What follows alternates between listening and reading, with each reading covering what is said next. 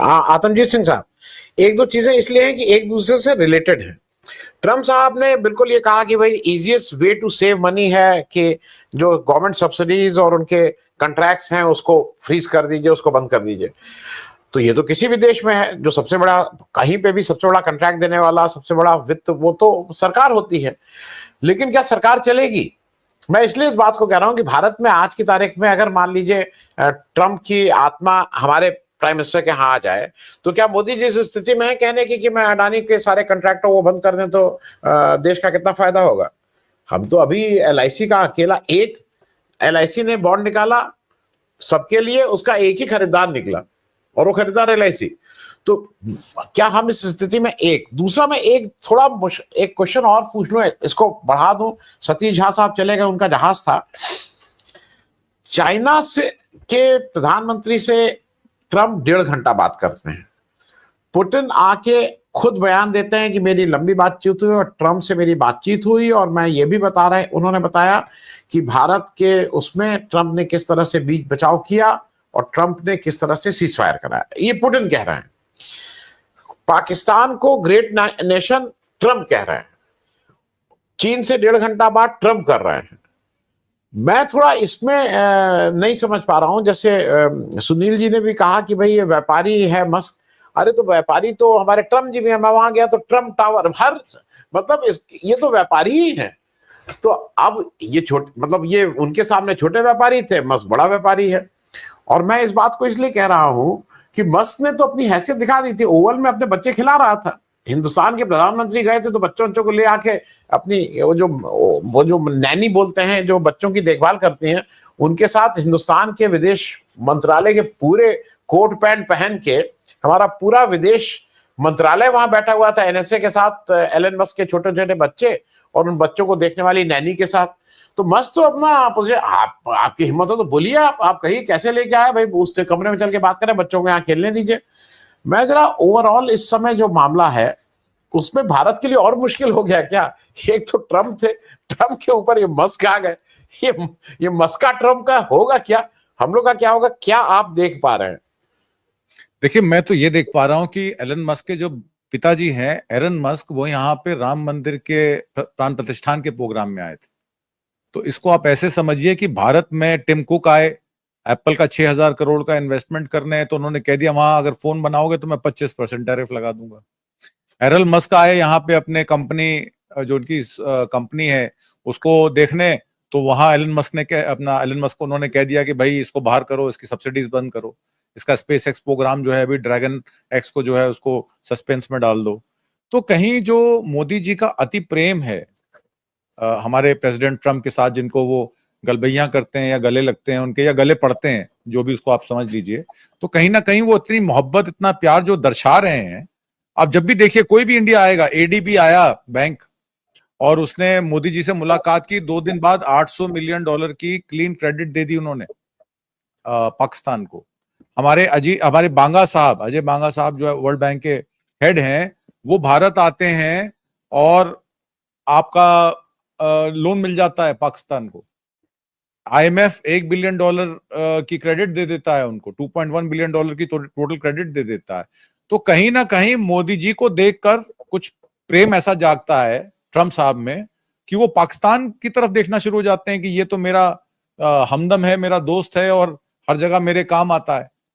तो ये भी समझना पड़ेगा कि हमारी फॉरेन पॉलिसी किस तरफ जा रही है। जहां तक एलन मस्क का मामला है, मुझे लगता है कि ट्रम्प के टैरिफ पर ये कह देना कि ट्रम्प के टैरिफ जो है वो रिसेशन कर देंगे, ये उनका, एलन मस्क का ये निष्क्रिय नहीं है। ये चीज तो जेपी मॉर्गन, जिस दिन उन्होंने कहा था कि हम 50% टैरिफ लगा देंगे, 100% टैरिफ लगा देंगे, स्टील एल्युमिनियम पे 25% टैरिफ लगा देंगे, उसी दिन जेपी मॉर्गन ने कह दिया था कि 60% चांसेस हैं कि रिसेशन अमेरिका में आने वाला है।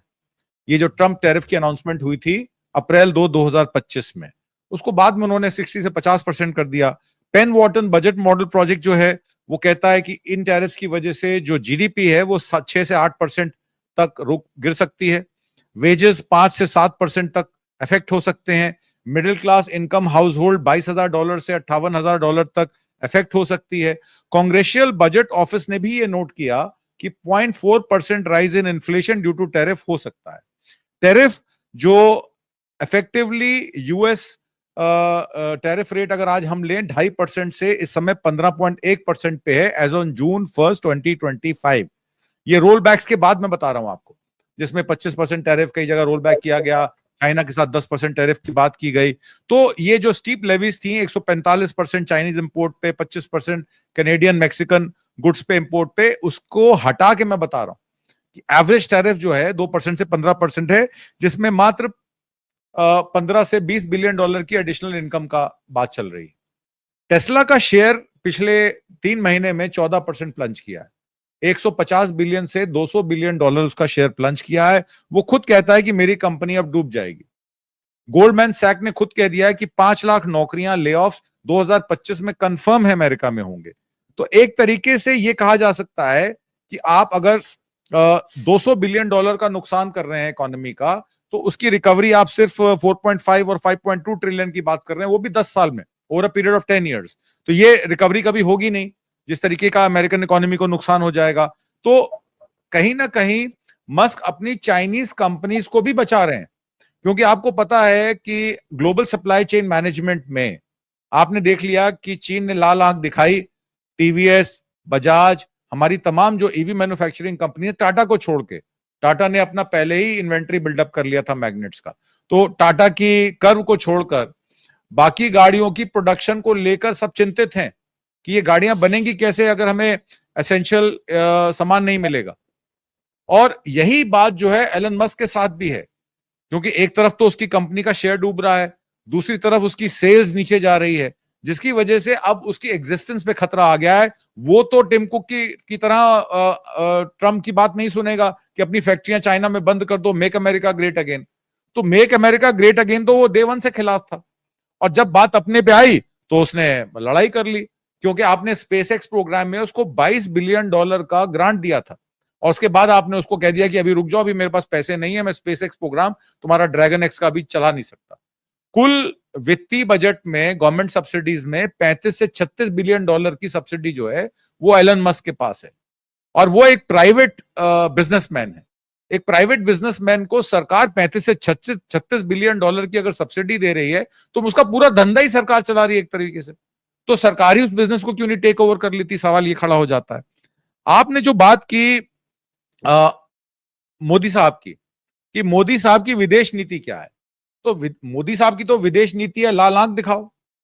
उन्होंने चाइना को लाल आंख दिखाई। देखिए चाइना ने क्या करा, अरुणाचल प्रदेश में 90 गांव बना दिए, आपके लेह लद्दाख दिप्सैंग पे कब्जा करके अपना बीआरआई कॉरिडोर, जिसको आप पीओके अपना कहते हैं, वहां से निकाल दिया।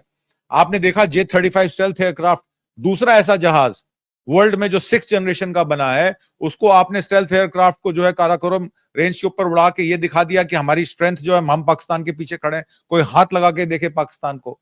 तो अब हम लाल आंख दिखाने लायक रहे किसको? नेपाल को, भूटान को, मालदीव्स को, किसको दिखाएंगे लाल आंख? तो एक तरीके से ये हमारी विदेश नीति का पॉलिसी फेलियर रहा है। और नेबरहुड फर्स्ट पॉलिसी में जब प्रधानमंत्री मोदी ने शपथ ली थी, आपको याद है सार्क कंट्रीज के सारे कंट्रीज, भूटान नरेश वहां पे थे, पाकिस्तान के नवाज शरीफ वहां पर थे, आपके श्रीलंका के प्रधानमंत्री उस समय के वहां पर थे, और सडनली अब सार्क कंट्रीज की मीटिंग होती है, उसमें श्रीलंका, नेपाल और भूटान मिलकर ये डिसाइड करते हैं कि चाइना को सार्क का मेंबर बनाया जाए। भारत कहता हम नहीं जाएंगे तुम्हारी मीटिंग। और ये जो डेलीगेशन गया है, जिसको आप एक पॉलिटिकल डेलीगेशन बोलिए, क्योंकि ये पार्लियामेंट्री डेलीगेशन तो हो नहीं सकता, क्योंकि लोकसभा के स्पीकर या राष्ट्रपति के सभापति ने तो तय नहीं किया कि ये डेलीगेशन हम डिसाइड करेंगे कौन जाएगा कौन नहीं जाएगा वहां पर। ये डिसीजन तो भारतीय जनता पार्टी ने किया, और बगैर पार्टियों से पूछे किया है। अभिषेक बनर्जी को आपने ममता से पूछ के किरण रिजिजू ने डेलीगेशन में तो भेज दिया, पर कल आपने क्या कहा उनको? आपने कहा कि मुसलमानों को खुश करने के लिए ऑपरेशन सिंदूर का विरोध कर रही है ममता बनर्जी। एक तरीके से ऑपरेशन सिंदूर का अब आप डोमेस्टिक पॉलिटिकल फायदा उठाने की कोशिश कर रहे हैं। तो ये जो हमारी रेड आई डिप्लोमेसी है, हमारा कूटनीति फॉरेन पॉलिसी फेलियर है।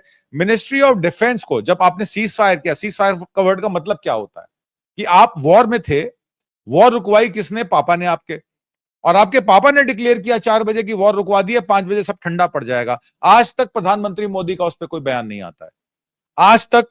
अच्छा, दूसरी बात, विक्रम मिस्त्री को आपने खड़ा करके बता दिया कि सीज फायर हो गया। विक्रम मिस्त्री तो फॉरेन सेक्रेटरी हैं, ये तो मिनिस्ट्री ऑफ डिफेंस का मामला है।